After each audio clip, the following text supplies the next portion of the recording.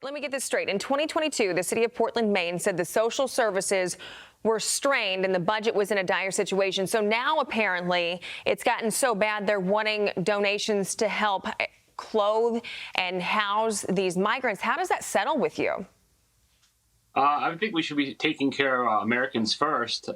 It's not that the asylum seekers are bad people, like some of them are great people, but we have Americans here sleeping under bridges, people sleeping in tents. There's just no shelter for them. There's not enough housing here for people that even live here. So 1,000 people is just a huge strain on a city of 67,000 when there's just no housing available already. So you talk about, and I don't think it's right. You know, like a friend of mine just came down. He's 70 years old, and he's got nowhere. You know, I got to try to help some of these people get tents and set up.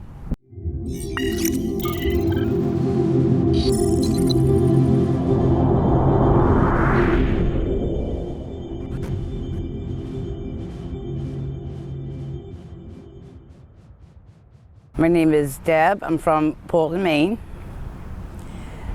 And I came to the shelter for housing, which you get 3 extensions, and if that runs out, you lose it.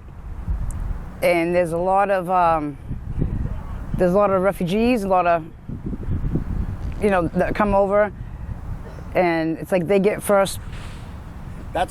That's why I'm here today, because I want to know how you guys feel that they just opened the Expo for the refugees, but they haven't done anything for the homeless. Okay, that's another thing. I don't think that's right. I don't think it's fair. You know, I know that they have their issues. I know what they all are, but we do too.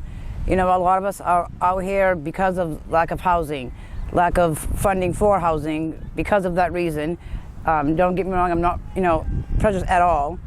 You know, my children are of race. It's just that there's nothing out there.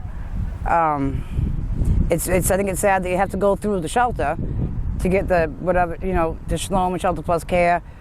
And like I said, you know, a lot of us aren't users, you know, out here because of lack of, you know, I appreciate everything that's given, but I think I'm from here. I'm an American. I should be able to live in my own country comfortable.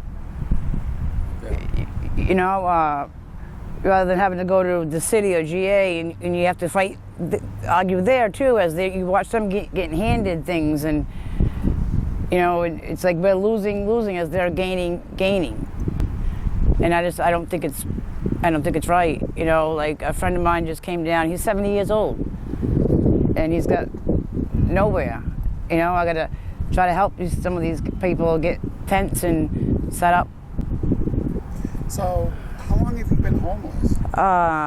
Off and on for a few years, because if you've had housing, it's hard to get it back.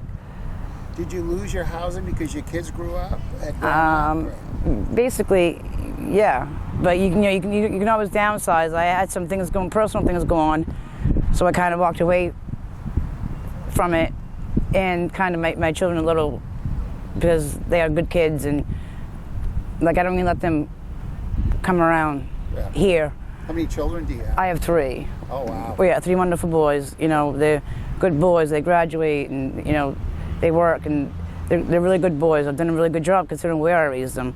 Right. I figured it might be easier coming back to where I was raised, and it's like it's not, and you know, it breaks your heart to look around and you see people that are your kids' age, and I think there should be more resources for them. Do you think one of the issues is that there's not enough jobs? Yeah, I do. I do. It's like they're picky there too. It says, you know, you look everywhere. We're hiring. But you can only you go up here to the resources they have up here, and you can only get bus passes for medical appointments that they have to verify. I mean, I know people do take advantage of it, but a lot of us don't. Right. You know, we just need to get from point A to point B with no car.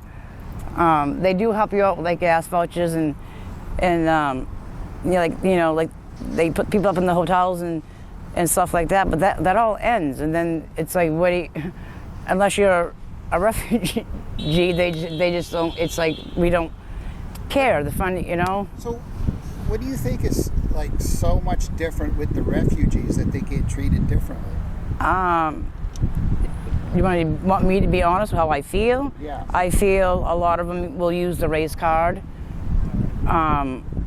They act like they don't know things, you know, like they don't know. I don't speak English. I don't do this. But there's many people that get paid good money to be interpreters, and they can work. They can do all this stuff. It's just they don't want to. Right.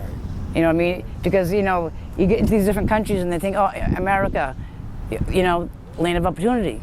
So of course they want to come grab it. So you know, in this country, you work, you go further. You know, That's right. You know, and a lot of us that do want to, it's hard. And like if you want to either keep your income that you have, a lot of people get the SSI, and if you want to work, you lose that. It's just it's hard to like get ahead. Like you take 3 steps forward and it's 4 steps back instead of the other way around. So, if you could change one thing, what would you change to help your situation? Housing voucher and more landlords that will accept it, which I can see why they don't. You know what I mean? The people moving in and out, and you know, people that don't pay their rent. You know, the drug users, their apartments getting ruined. I can understand that. It's their property, you know. But a lot of us are good. Yeah. You know what I mean? Do you use drugs? No, I don't. No. No. Tell us what it's like being homeless in the wintertime.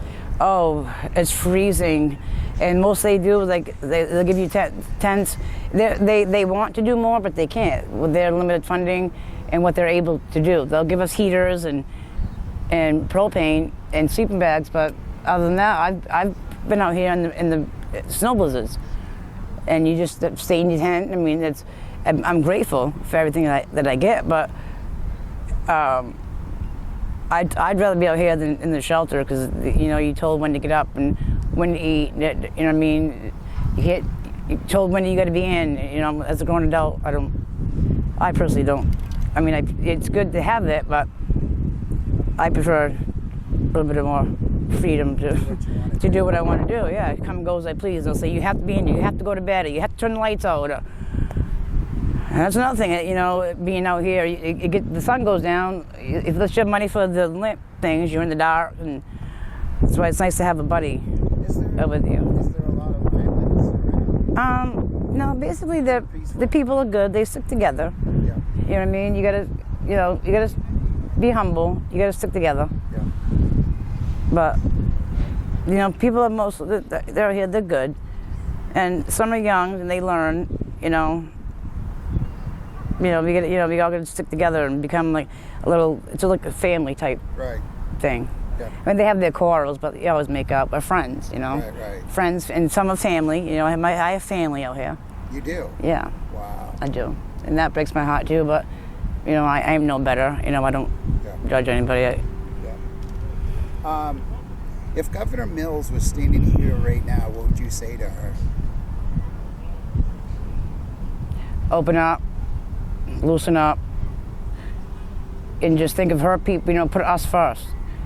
I mean, we're the voters. We're people that put her where she is. Yeah. You know what I mean? So, you know, I'm not saying give us anything, because a lot of us aren't afraid to work for it. It's just, it's hard to. Just don't have the opportunity. That's right. It's hard to have a job and be able to get up and go to it, and you know, being out here, it's hard. You know, you freeze all night, you don't sleep, and you know, a lot of people, it's just hard to. You're really just trying to fight to exist. Yeah. It's a day-to-day thing out here. Yeah. You know what I mean? What advice would you give the kids that are going to be watching our conversation today? The kids?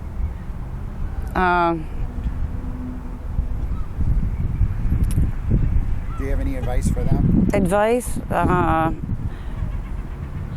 Like I said, I don't really judge, because I've been there before. There's resources out there. Use them. You got to be ready. They have to be ready to. And a lot of them are just kids, and they don't have families and stuff. So you know, there's other people that they can turn to, and use the resources that are there. All Are Maine's best days behind her or still ahead? I think still ahead. I'm always glass half full instead of half empty. So, you know, life is what you make it. So I don't think it. Yeah, I think we got many good days. Many. Oh, I completely skipped this question. Are there any misconceptions or stereotypes about homelessness that you would like to correct? Or any messages you would like to share with Mainers? A lot of it, yeah. I don't know if this is the right answer, but